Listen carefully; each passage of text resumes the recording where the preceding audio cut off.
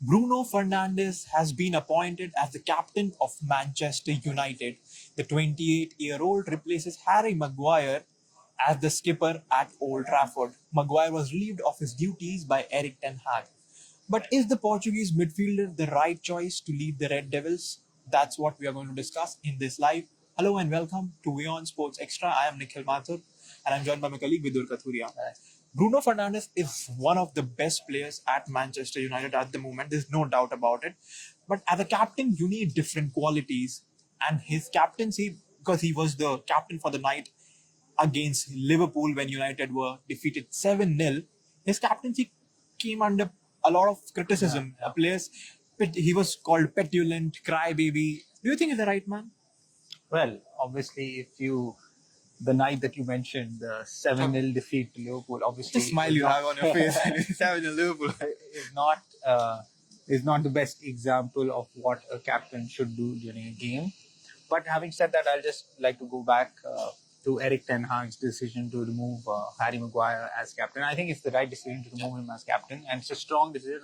Another statement made by Eric Ten Hag. Usually, sometimes you see club captains carrying on even though they're not in the starting 11 as a symbolic position. Yeah, you phase out. He has directly exactly. taken It happened with Manchester United earlier as well. I think Ashley Young was club captain till he left.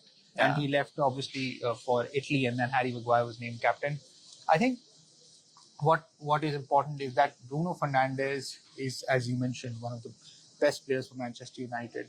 When you're captain, it's not just what you do on the pitch, but the influence that you have on other players. And yes, not always does he carry himself with a dignity and something that you associate with that general qualities of captain. So that is something there. As even on social media after that match against Liverpool, they called him, as you said, a crybaby.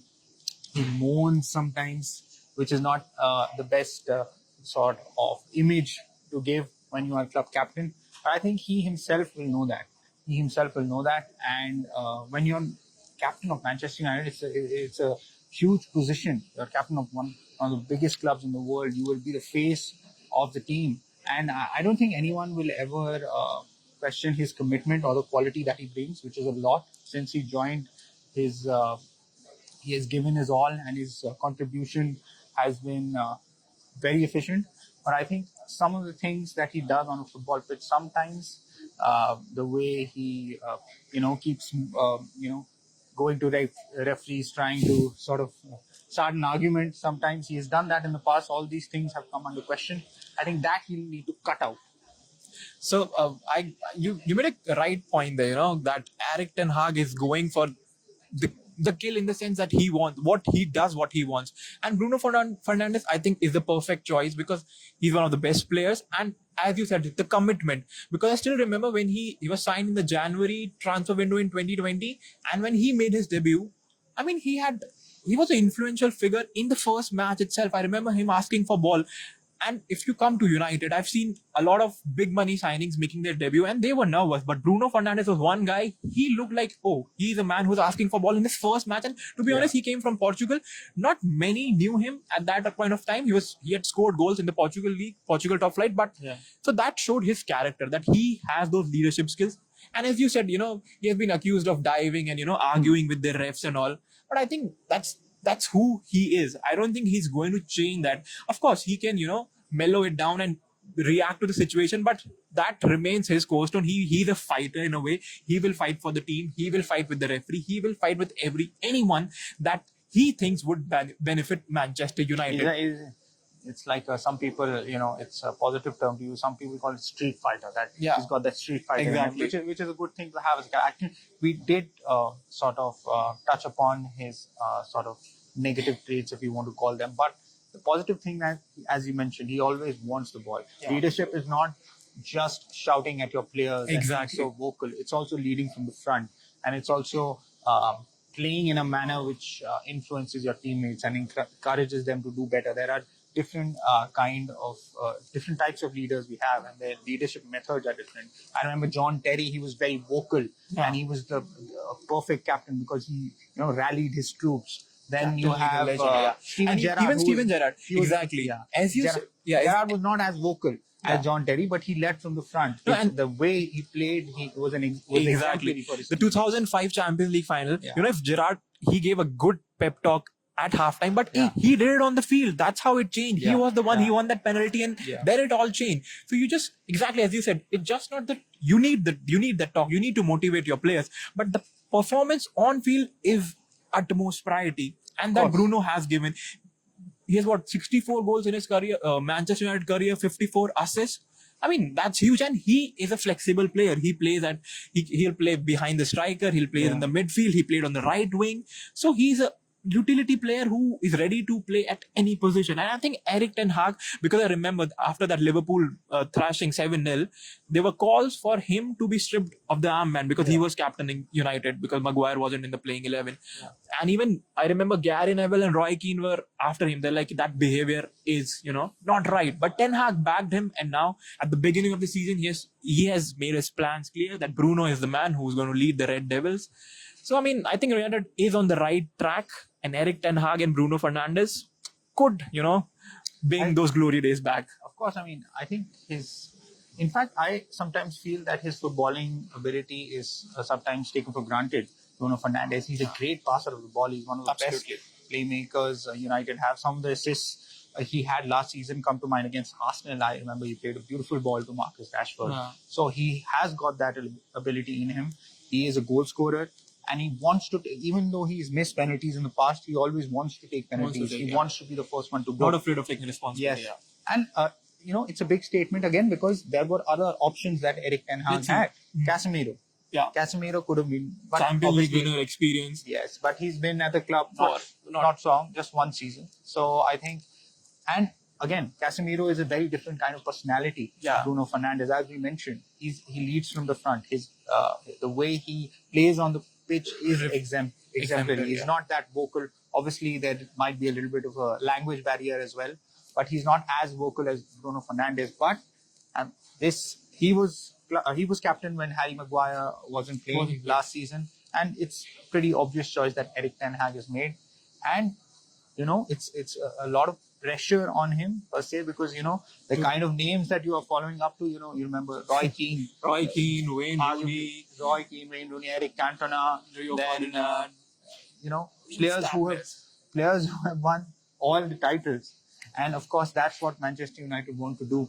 They want to be back challenging for those big titles. Obviously, they won the EFL Cup trophy last season, but they want to move on to bigger and better things, and it'll be tough, but. Yes, I think Bruno Fernandes is the right man for the job. And we've got a few comments. Bernard, thank you, Bernard. He's a talented player, but he can be hot-headed and is not always the most consistent performer. Bernard watches football closely. A very good point he made. Yes, he can be hot-headed as he gets frustrated, especially when United are playing. That is something. So was Cantona and so was Roy Keane. Of course. But then again, they were all great players. Bruno Fernandes is also a great player, but to take himself to the next level and United to the next level, he has to sort of channel his emotions in a certain way, I would say. Raghav says, Bruno Fernandes needs to be given time to develop his leadership skills. Yes, good point. Yeah. I think he has been given time. I think he was the captain in most of United's matches last season. But as a permanent club captain, I think he will start from this season and I think he will do well. He has that experience. Yes. Solimo says, absolutely, Bruno Fernandes is a natural leader. Well, yes, he's... the way he plays is exemplary. So he sets an example for the other teammates. So that's good. I see your point. Then Aminu Usman says, Bruno is not a Britain or Ireland citizen. I don't think that matters, Aminu. That's not not a criteria. Manchester United, is a global team. So anyone can captain. And they've had multiple captains who, have come. Who are not English or from Irish. Yeah. So I think it's a... But one more point that I want to make, that I think ruthless is a term that I would like to associate with Eric Ten Hag because, he knew that David De Gea wasn't the right man. I think I still feel that David De Gea should have been given a farewell match, but he wasn't fit to his Eric Ten Hag's philosophy of playing from the back. He has been released or not renewed his contract. Then he wanted Bruno as captain, announced it before the season, not phased out. So these moves have been ruthless. Like he is he is the boss that he showed against Ronaldo as well. But how do you look at this new look Manchester United under Eric Ten Hag? Well, of course, another thing he has brought now finally, I think we can say it's done. Yeah. Andre Onana Andre is Onana. the new Manchester United goalkeeper. I think it was coming for a while. Yeah. But again, statement signing, big signing. He, as you said, he has been ruthless. He has taken big decisions. Big decisions. And I would say he's got most of them right. The way he dealt with the Cristiano Ronaldo situation. And then Harry Maguire, it's also sensible. It's a sensible decision to remove Harry Maguire as captain. He had a conversation with him. There was he handled it in the right manner. And it came from Harry Maguire, yeah. Yes, and Harry He Maguire was the one who obviously tweeted it, so definitely had a conversation So there with was him. no fiasco and no PR disaster. So credit to him. And Exactly. again, all this happened in the off season before even pre-season started. Yeah. So credit to Manchester United. Now they have a club captain announced before the pre-season. They have got a new goalkeeper. They might not. I mean, their fans were expecting a few more signings. Hasn't happened till now, but the transfer season is not over, and you never know. They might strengthen further and be in a good position to challenge Manchester City. Yeah. So what do we have on our show at 6:30 p.m. IST? Well, we have Women's World Cup action. What's happened there, Nikhil? You were there in the morning. Olympic champions Canada were held to a 0-0 draw by Nigeria. I mean, that group has been called as the group of death. That has some good teams. So Olympic champions dropping points there. And of course, we'll have Ashes day 3 it is? Yes. Test. No, it is day 3. Crawley, he scored 187, a big daddy 100 by an opener. Big performance by him, and England now are full of confidence, and you would say in pole position to make it 2-2. Yeah, that's there. And of course, we'll reflect the British Open round 2 will begin when our show goes live. Yes. And there's a 3-way tie at the top. And India's Shubhankar Sharma is T7. So all the Indians look out for him. I mean, that's one of the better performances. He's the only Indian in the field until now. He's very, very respectable performance. In fact, more than respectable. He's done very well in the first round. Yeah. So all that and much more on our show, WION World of Sport, 6:30 p.m. IST. See you there.